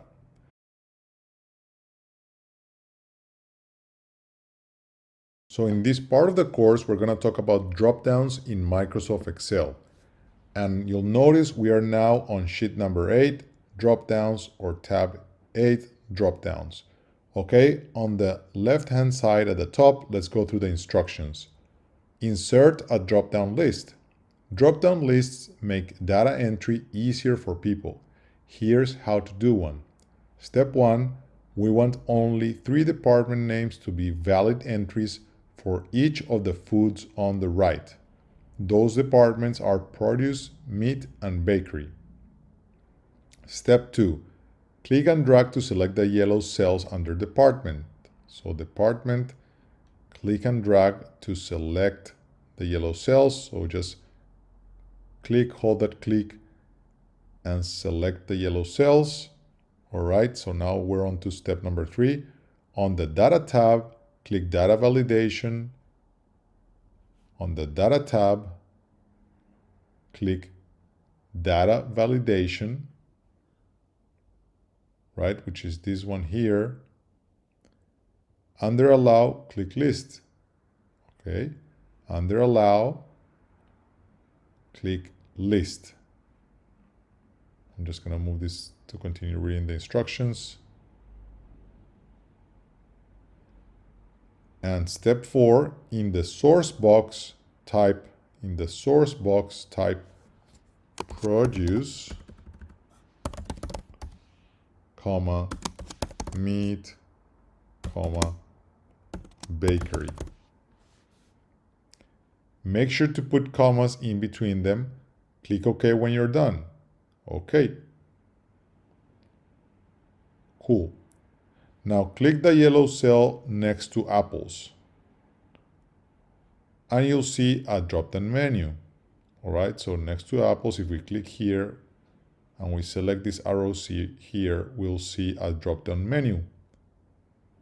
Produce, meat, bakery. Easy. That's how you create a drop-down list in Microsoft Excel.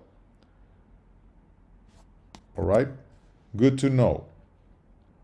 Drop-down lists help ensure people enter valid data. So it makes sense that drop-downs are part of a larger group of features known as data validation. There are other data validation methods. For example, you can restrict entry to whole numbers, dates, or even minimum or maximum amounts. There are many options available, and you can read more about them by clicking the link at the bottom of this sheet. All right, so what this is basically telling you is that these drop-down lists help you ensure that there is quality in the data that people are completing, right? Because now people wouldn't be just randomly typing something here, but they would just be selecting from one of the options available, all right? This is just one example on how you can use drop-down lists in Microsoft Excel. All right, I'm just gonna delete that. And let's scroll down to continue with the next part of the exercise, which is best practice for drop-downs. Use a table. We just taught you how to insert a drop-down menu from the list of departments. But what if that list changes? For example, what if there is a new department called Dairy? You'd have to update the data validation dialog box. But there's a more efficient way by creating a table first, all right? So step one, in column F, this is column F, click a cell with a department, okay? So let's click on, let's meat, for instance. For example, click meat. Step two, create a table by pressing Control T and then OK. So Control T, create table, and then OK. All right, so it turned this now into a table. Step three, now you'll set up the data validation again. In column D, so column D, select all of the blank cells under department. So let's select all of these blank cells under department. So just click on your mouse, hold the click, and select this area here under department, okay? And now step four, on the data tab, so on the data tab, click data validation, under allow, click list, and then click inside the source box, then click the arrow button to the right. There's an arrow button here to the right. Let's click that. And then step 6, click and drag to select just the produce, meat, and bakery. Okay, so let's select here produce, meat, and bakery. In column F, then click the down arrow button or press return. So there's this down arrow button or just press return. I'm just going to click the down arrow button here on the right hand side of this data validation pop-up thing. So just click here, right? You should see step 7, you should see this in the source box, equals F32 to F34. Right? If you don't see that, you can type it in, click OK, we see it, click OK. And then step number 8, now click the drop-down arrow. Alrighty. There are only 3 departments, produce, meat, and bakery. But if you add a new department in column F under bakery, it will get updated in the new department. All right, so let's say here we add, for instance, dairy to the table, click return. And then if we click here, one of the empty cells under this department column, we're gonna see dairy automatically added, right? So this is just basically showing you a faster way to do these drop-down lists when using tables, so you don't have to manually add this additional dairy field to the data validation. And here's an expert tip. I'm just going to click on escape on my keyboard to just remove. Okay, so it just go back here on the cell. It's put dairy for me. Again, I'm going to delete that. And let's go back to the expert tip. Often when people put their validation lists like this out of the way on another sheet, that way others won't be tempted to change the list. So it's just basically telling you that most people, when they create these validation lists, like the one we saw here, they just will put it hidden somewhere so people don't know it's there. So they might put it in a separate sheet, or they might just scroll down, scroll, and put it kind of like in a hidden place where nobody's going to look. That is just to prevent people playing with the validation list. All right. So that's it, guys. This is what drop-downs are for and how they're used in Microsoft Excel.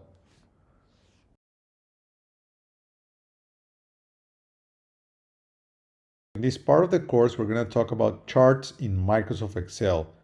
And you'll notice we're now on sheet number 9, charts, or tab number 9, charts. And charts is one of those really helpful, super useful things to know about Microsoft Excel, because there's a ton of reasons why you might want to create charts in Microsoft Excel, such as, for instance, creating charts for reports, dashboards, for your manager, for your colleagues, for people you're working with, for your project, for your product, for some analysis that you're doing as a business analyst, and for things such as slides when you're preparing slide decks or presentations. All right, guys, so let's just cover in this part of the course the essentials, fundamentals, and basics of charts, which I'm sure you're going to find very useful, very helpful, and you're going to be using often at the workplace. So let's now go through the instructions here at the top on the left-hand side. Great charts recommended for you. Click step 1, click anywhere in the data to the right, okay? And then click insert. And then recommended charts. Recommended charts. Step 2, you'll see several recommendations. Click the clustered column.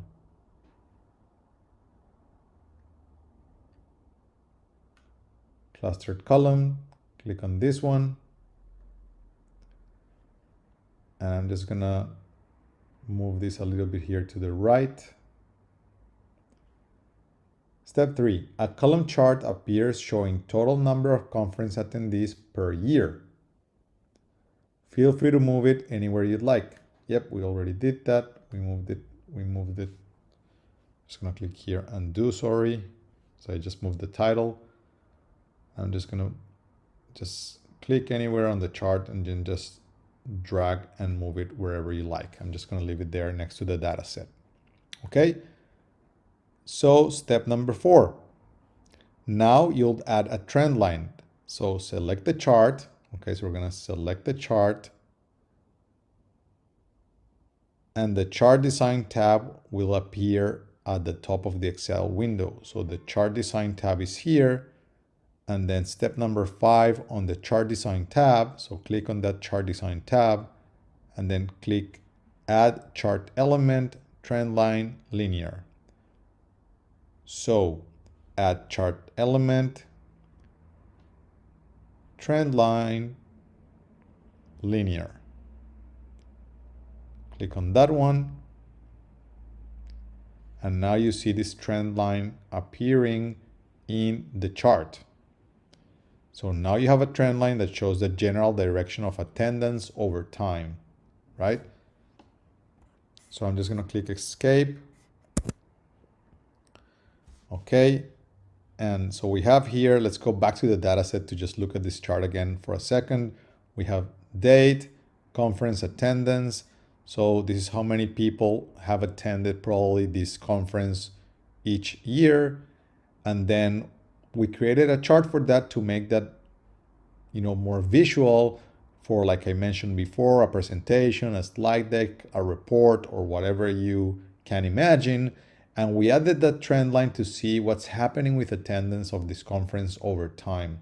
Now, this is the type of data and insights and analytics that you would use on reports or on your KPIs, key performance indicators. And this is why charts in Microsoft Excel are so useful and so helpful. For instance, if I was the manager or the person supervising attendance to this conference, and I saw this trend line of the attendance at the conference going downward over time, I would be worried, right? I would be asking questions like, what's happening with the attendance?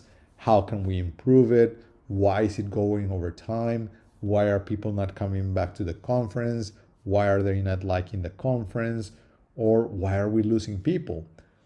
Things such as these charts in Microsoft Excel allow us to make that type of insights, questions, and analysis.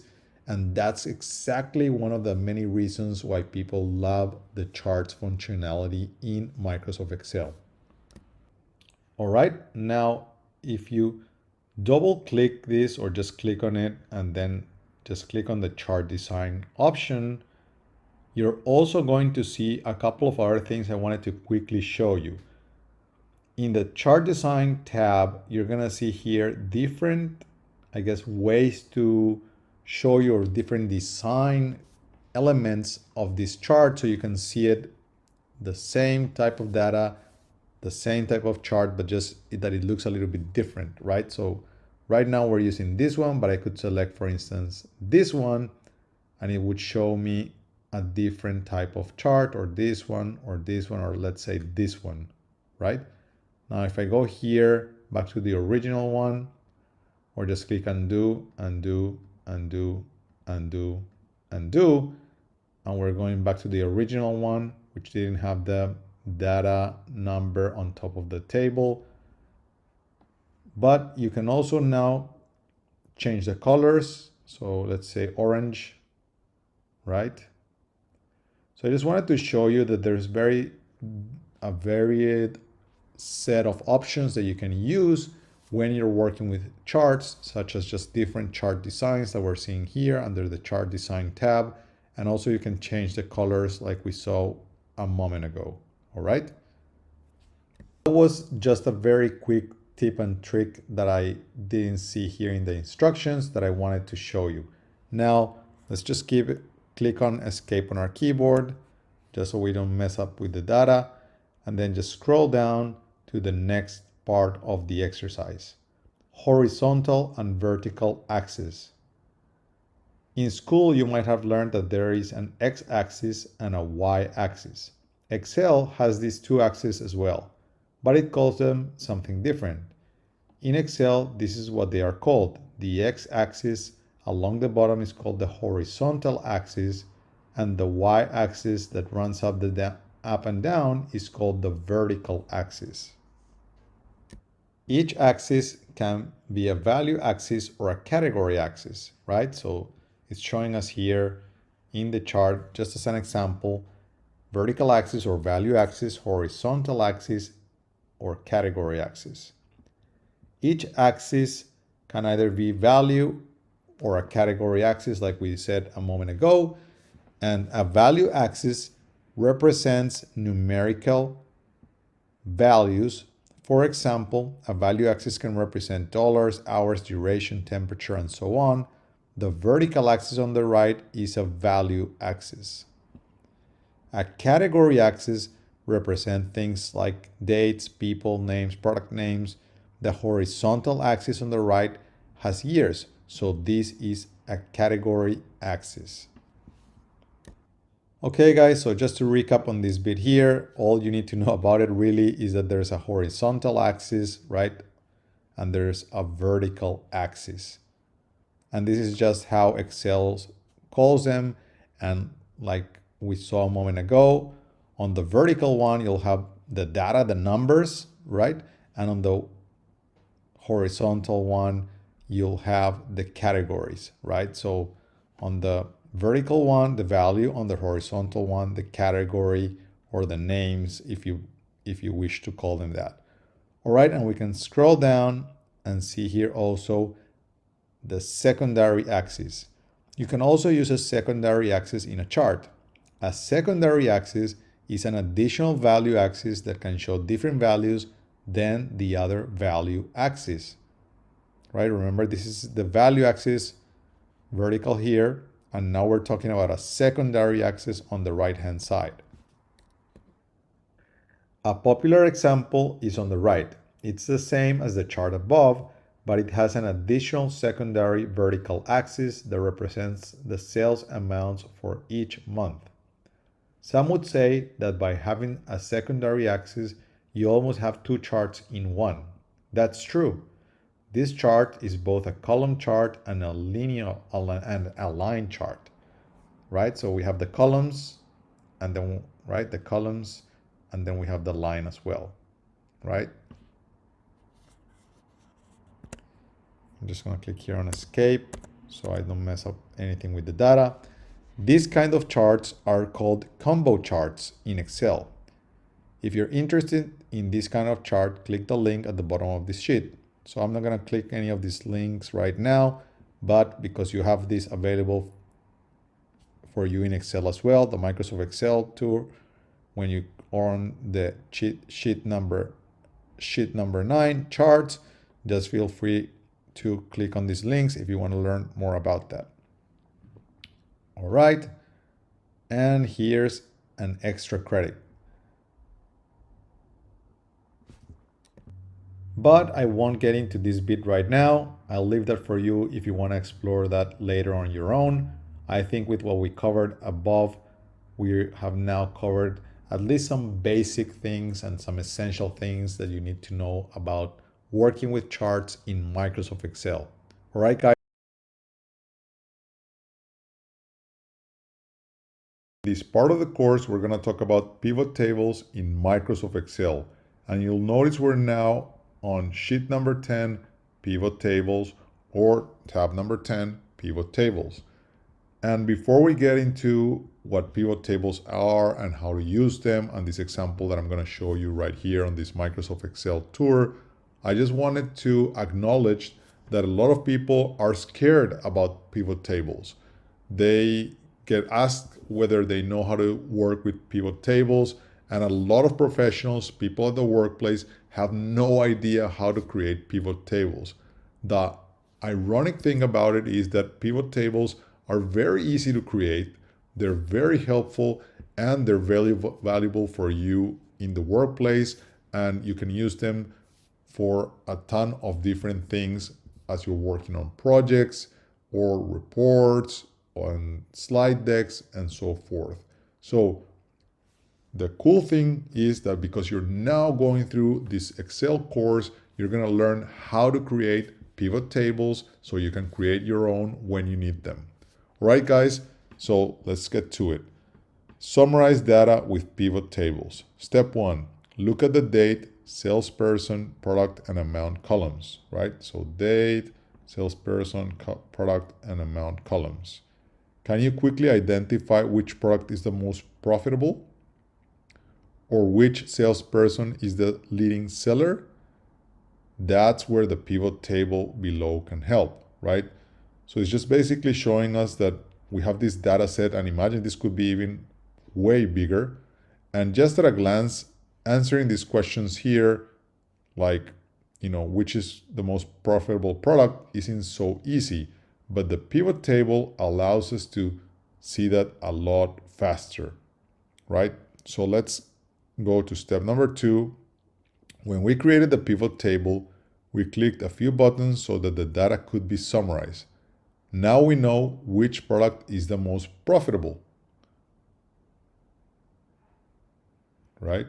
Which product is the most profitable. Step 3. Now you'll pivot the data so that you can find out which salesperson is the leading seller. Click any cell inside the pivot table. Okay, so I'm going to click any cell inside the pivot table, right? And then on the pivot table analyze tab, so pivot table analyze tab, let's click here, click field list, so field list, okay. I'm just clicking on that field list. A pane appears at the top of the pane, uncheck product. So let's uncheck product. And then step 5, at the top of the pane, click the checkbox for salesperson. So we're going to click now salesperson. Now you can see who's the leading salesperson. So I'm just going to close this. And I can see now who's the leading salesperson in this pivot table, right? And that would be Anne here, who has the largest amount. So again, the pivot table just basically allows us to very quickly summarize data from a data set like we just saw a moment ago. All right, so let's scroll down to the next bit here, create a pivot table. Now you'll create the pivot table yourself so that you know how to make one when you need to summarize data. So step one, click a cell inside the data on the right. Okay, so let's just click any cell here. And then on the Insert tab, click Pivot Table. This is how easy it is to create a pivot table, guys. Just click here on Insert, Pivot Table, which is the first option that comes up. All right, I'm just going to move this to the right-hand side so we can see the instructions. Step two, in the dialog that appears, click Existing Worksheet. Okay, so here, Existing Worksheet.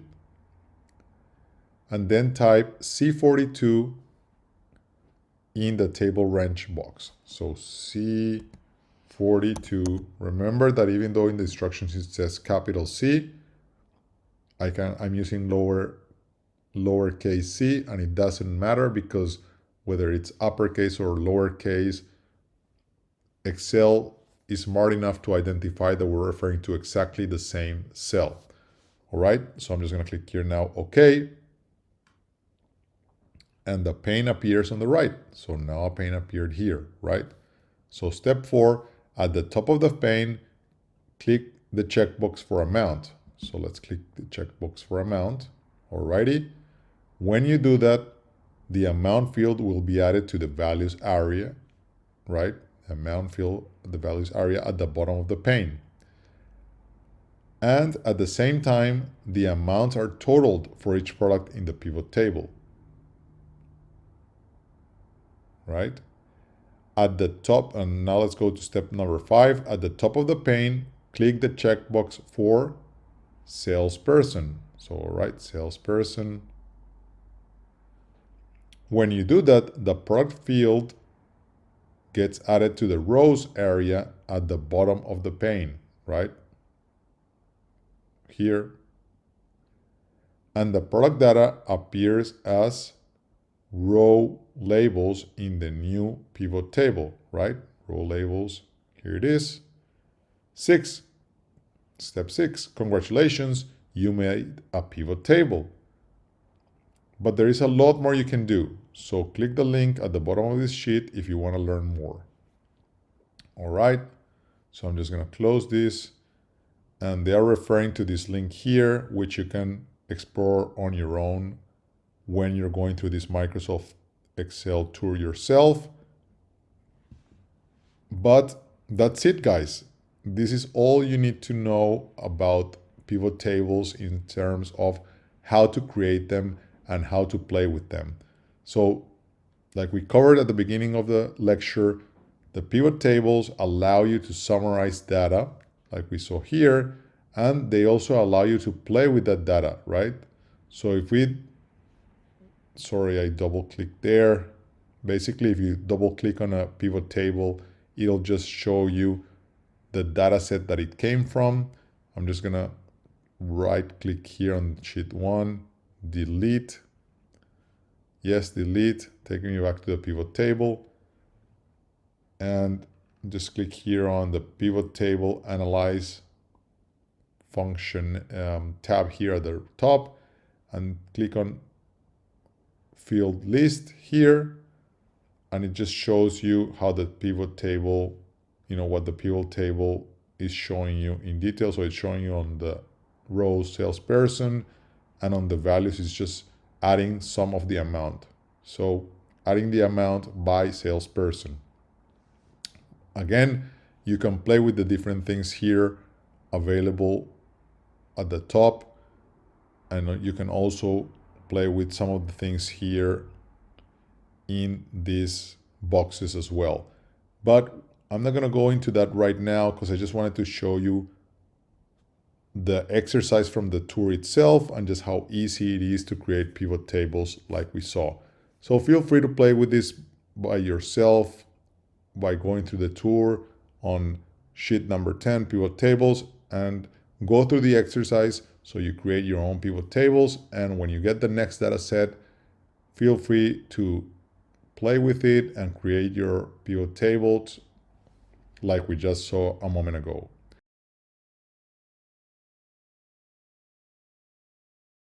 I also wanted to quickly show you the support page for Microsoft Excel from Microsoft itself, right? So if you just go to your browser and go to support.microsoft.com, support.microsoft.com, it'll take you to this page where you can find support information for all of Microsoft products. Now, if you can type here in the search anything that you have about Excel or any questions you have about Excel, or alternatively, you can also click on here, more Microsoft products, and then scroll down under apps. You can see here Excel, just click on it and it'll show you the specific Excel support page. And you can click here, get started, collaborate, formulas and function, import, analyze, format data, troubleshoot, and you'll find a ton of training material and the support information about Microsoft Excel.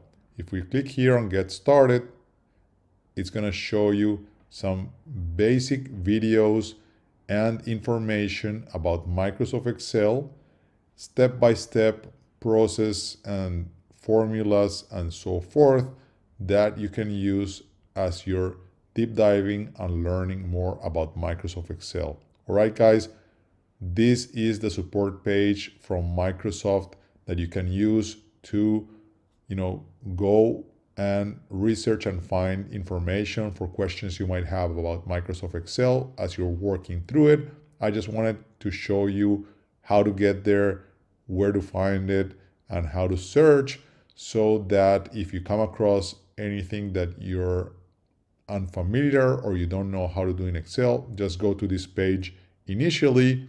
And if for some reason you can't find the answer to what you're looking for, then just go to Google and just type how to do whatever you're trying to do in Excel. So how to blah in Excel, just type that in your browser and you'll get a ton of different articles and step-by-step explanations on how to do that in Excel. All right, guys, I'm sure you'll find this support information really helpful and the videos that Microsoft here provides for you, and I'll see you on the next one. Cheers. Bye.